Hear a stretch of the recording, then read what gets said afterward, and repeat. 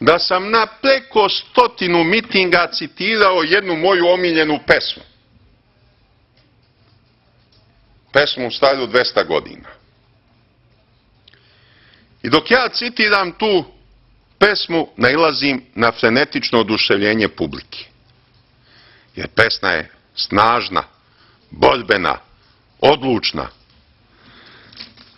Pročitat ću vam nekoliko stihova te pesme koju sam ja vrlo rado recitovao.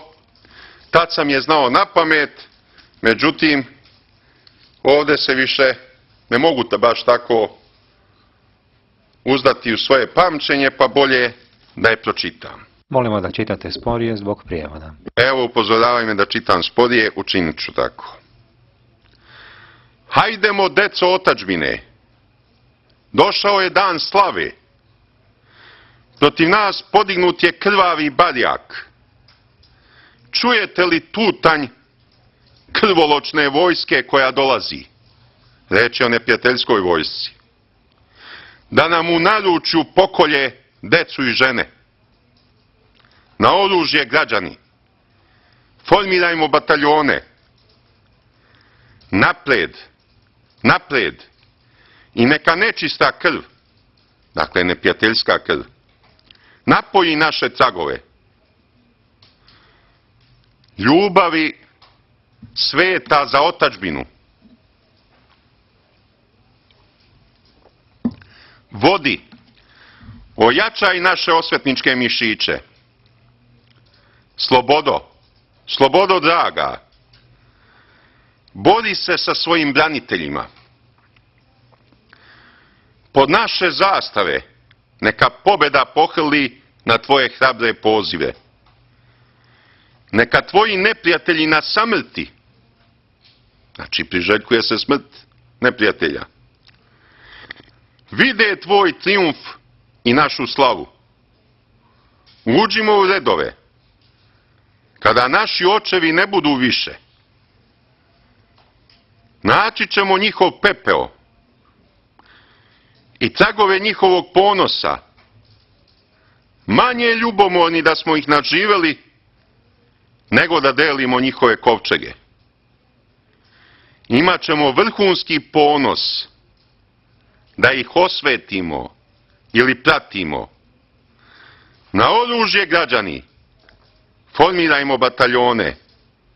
Napred, napred i neka nečista krv napoji naše tragove. Šta hoće ta rulja robova, kaže se za neprijatelja, izdajnika, od njihove vlasti zavedenih. Za koga ti gnusni okovi, ti lanci odavno pripremljeni? To su okovi lanci koji su pripremljeni za Srbe na području nekadašnje Hrvatske federalne jedinice ili Bosansko-Hercegovačke federalne jedinice, da se Srbi tome nisu suprotstavili. Vi ste, gospodine Antoneti, verovatno odmah prepoznali ove stihove. Ovo je francuska nacionalna himna, Marseljeza. Ovo je pesma koju sam celu znao na pamet. Nisam je sad celu citirao i koju sam često recitovao. Zašto su izbegli da pomenu da sam ovu pesmu recitovao u svojim govorima? Šta ih je to sputavalo, sprečavalo? Pa ovako se govori kad smo u ratnom stanju.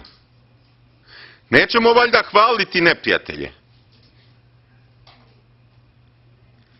Zamislite šta ste vi, Francuzi, govorili 40. godine za Nemce kad su vas Nemci napali. Ili vi, Danci, koje vas ono godine napadoše. Ili vi, Italijani, kad su Nemci okupirali pola Italije.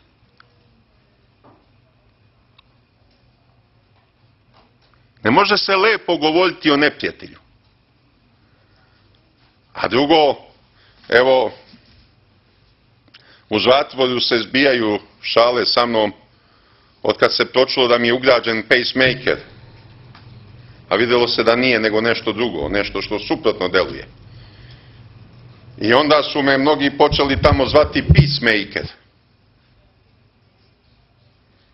Kao ja sam neko ko pravi mir. Je li mene sudite ovde zato što nisam miroljubiv čovek? Zato me sudite. Pa nisam miroljubiv. Jer me sudite zato što sam agresivan kao karakter, kao ličnost. Pa to je moje pravo da budem agresivan. Ako je nekad nešto od moje agresivnosti kažnjivo, onda je kažnjivo pred mojim lokalnim sudom u Beogradu, a ne pred međunarodnim sudom. Bien, Monsieur Seychelles, il est l'heure. Dobro. Gospodine Šešelj, došlo je vrijeme za pauzu. Idemo na pauzu od